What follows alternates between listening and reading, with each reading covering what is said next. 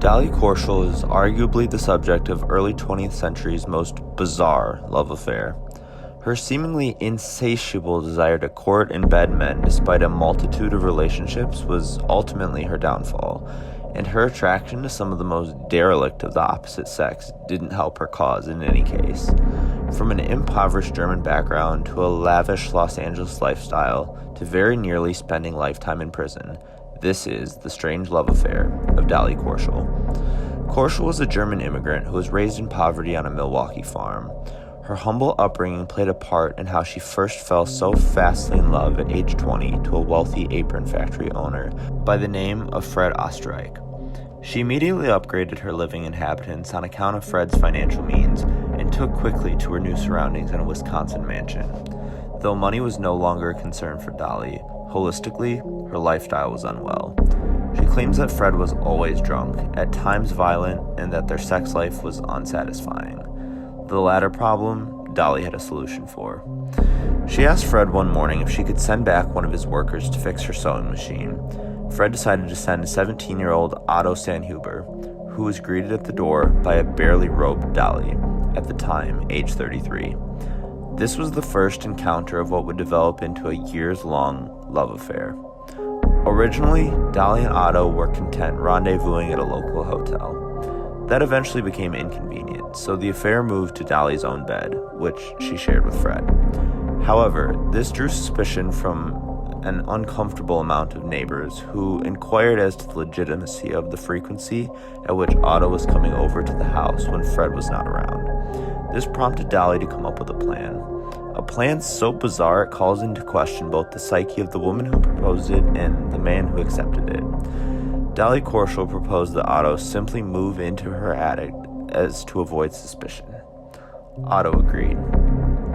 Otto quit his job and never, under any circumstances, left the attic. He saw no one and spoke to no one but Dolly. A creepy thought, Otto stated that he loved Dolly, quote, as a boy loved his mother.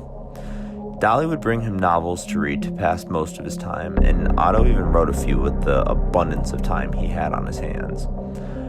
Fred, however, thought he was going insane throughout this time. He constantly complained that he was hearing noises in the attic and thought he saw strange shadows, yet never chose to investigate the situation further. His cigars also seemed to disappear at an alarming rate, but Otto remained undetected. In 1918, Fred and Dolly moved to Los Angeles. In their search for a new mansion in which to take up residency, Dolly demanded that an attic be included in whichever home they selected. Her wish was fulfilled, and Otto followed them shortly after their departure to California. The departure to a new state only worsened Fred's tendencies toward alcoholism and violence, and these two factors culminated on August 22, 1922, when Fred beat Dolly nearly to death, as later reported by Otto. Otto heard the noise, and despite swearing to never depart from the attic, grabbed Fred's shotgun to end the attack. However, the situation was not on its face easily explainable to authorities. Dolly came up with another plot. She and Otto proceeded to stage the scene as a robbery gone wrong, and Otto locked Dolly in the closet and went back to his attic hiding spot. The police believed the story, and Dolly proceeded to inherit Fred's, by this time, massive fortune.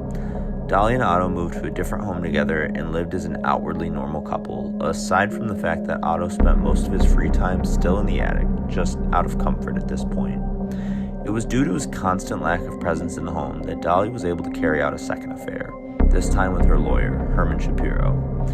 Things began to unravel for Dolly when she made the mistake of gifting her late husband's supposedly stolen watch to Shapiro, who inquired about the gift, which was explained away by Dolly saying she simply found the piece under the couch at a later time after the robbery. Dolly also enlisted a third lover, Roy Klum, to dispose of the murder weapon in the La Brea tar pits. In 1923, Dolly broke off her relationship with Klum, at which time, suspiciously, police became aware of the watch and the murder weapon's disposal. At this time, Dolly asked Shapiro to take food to a man in her attic, who she played off as being her half-brother.